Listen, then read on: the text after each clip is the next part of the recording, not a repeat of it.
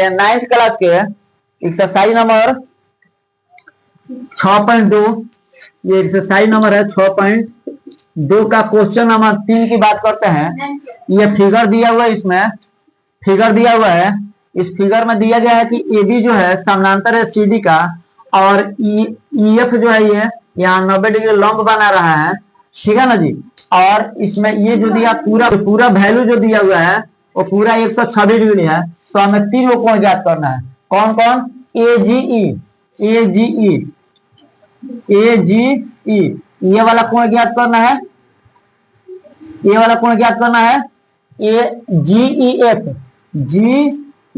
ये छोटा कोण ज्ञात करना है। और FGE, तो FGE मतलब इसमें का ये छोटा वाला कोण ज्ञात करना है। देखिए हम यहाँ पर सॉल्यूशन निकाल रहे हैं, इसका सॉल्यूशन निकाल रहे हैं। तो जो एंगल AGEF है, एंगल GEF जो है वो उसको निकालने के लिए GEF, इस छोटे वाले को निकालने के लिए इस पूरे वाला में से ये 90 डिग्री घटा देंगे तो आ जाएगा। ये 90 डिग्री का वैल्यू यहाँ पे घटा देंगे तो आ जाएगा। वही काम किया इसको, तो ये इसका मान 90 डिग्री है तो इसको घटा दिया तो 36 डिग्री आ गया, हमारा ए आंसर आएगा। दूसरा यहाँ देखिए, अगर GEC है, ये जो GEC है, GEC इस एंगल को ज्ञात करने के लिए हमको क्या करना पड़ेगा कि अब यहाँ पर देखिए इसको ज्ञात करना है। तो इसको और ये पूरा ये इस पर आ रहा है ना, रेखा आ रहा है, मतलब क्या कि इस पूरा मान लीजिए कि ये नहीं है, मान लेते हैं कि जो कोण बना हुआ है, ये वाला लंब है वो नहीं है, तो इसका और इसका जोगफल 180 डिग्री रखेगी मत, और इसका जोगफल हमारे 126 डिग्री है तो रख दिए, तो इसको उधर भेज के घटा दिए तो इसका 54 डिग्री आ गया, है ना। मतलब क्या GEC का एंगल हमारा कितना आ गया? 54 डिग्री होगा। लेकिन GEC इसमें पूछ नहीं रहा है, लेकिन नहीं पूछा तो हम निकाल लेते आराम से, इसका मान निकालेंगे ना, ये आ गया। अब देखिए FGE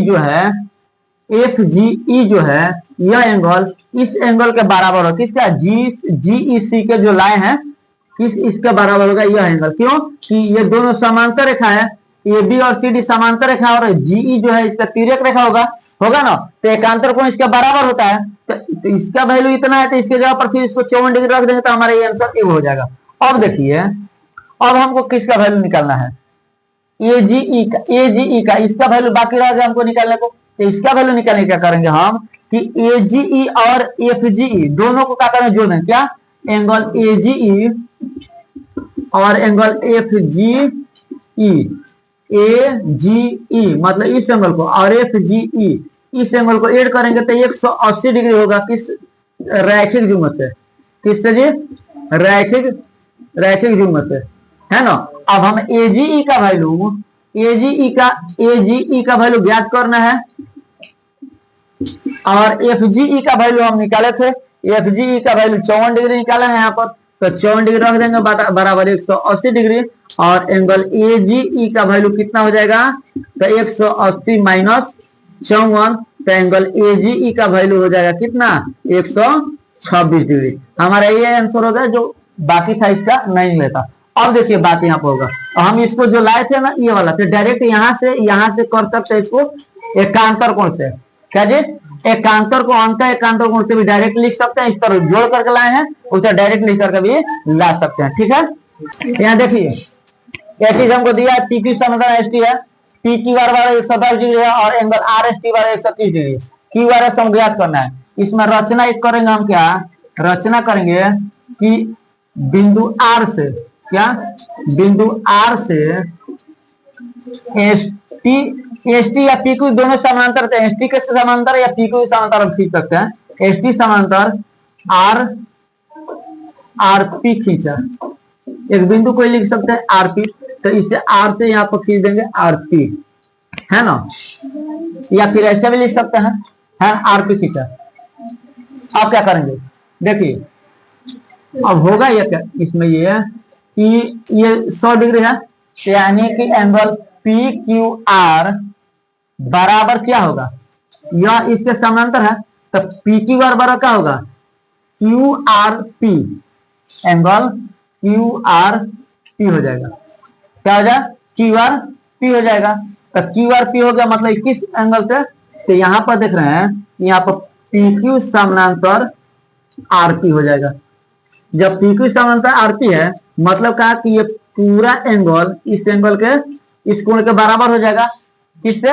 एकांतर कोण से, क्योंकि ये दोनों का जी समांतर है, ये दोनों का जी समांतर है, तो यह इसके बराबर हो जाएगा। अब सुनिए यहाँ पे एक और चीज लिखेंगे। अच्छा, बराबर होगा तो कितना होगा? तो कोण क्यू आर पी बराबर हो जाएगा 100 डिग्री, क्योंकि दोनों बराबर थे 100 डिग्री, यानी ये पूरा कितना आ गया? 100 डिग्री। अब यहाँ पर देखिएगा कि कोण पी एस आर और जोड़ एस आर पी बराबर 180 डिग्री होगा। इसको लिख सकते हैं, याद ध्यान दीजिए, एक ही ओर के अंतःकोण से, एक ही ओर के अंतःकोण से क्या होगा? ये क्या होगा कि दोनों जो फल 180 होगा। अब देखिए हमको निकाला का एस आर पी चाहिए, एस आर पी चाहिए, इसका वैल्यू तो 130 है, 130 रख देंगे प्लस एस आर पी बराबर 180 हो जाएगा। तो कोण एस आर पी का वैल्यू कितना हो जाएगा? तो 180 माइनस 130 तो कितना हो जाएगा? 50 डिग्री, 50 डिग्री हो गया। अब एक छोटा सा काम और रह गया, क्या? हमको निकालना है अब कि ये तो 50 डिग्री आ गया, पूछ कर रहा है Q R S, Q R S मतलब इसका वैल्यू पूछ रहा है, तो ये हमारा कितना आ गया? यहाँ पर देखिए S R P, S R P यहां आ गया हमारा कितना? 50, और यहां पर था कितना? Q R P. ये पूरा वैल्यू जो आया था कितना आया था? 100 डिग्री आया था ना। तो हम यहाँ पर ऐसे लिख सकते हैं कि कोण क्यू आर एस, चाहे एस आर क्यू चाहे क्यू आर एस, बराबर हम लिख सकते हैं कि कोण क्यू आर पी माइनस कोण एस आर पी। तो कोण क्यू आर एस बराबर हो जाएगा, क्यू आर एस बराबर क्या हो जाएगा? तो क्यू आर पी का वैल्यू हम लाए थे 100 डिग्री, ये आया है 50 डिग्री, यहाँ पर एस आर पी का वैल्यू 50 डिग्री है, तो कोण क्यू आर एस का वैल्यू कितना हो जाएगा? 50 डिग्री हो जाएगा। ये आपका आंसर हो जाएगा। ठीक है।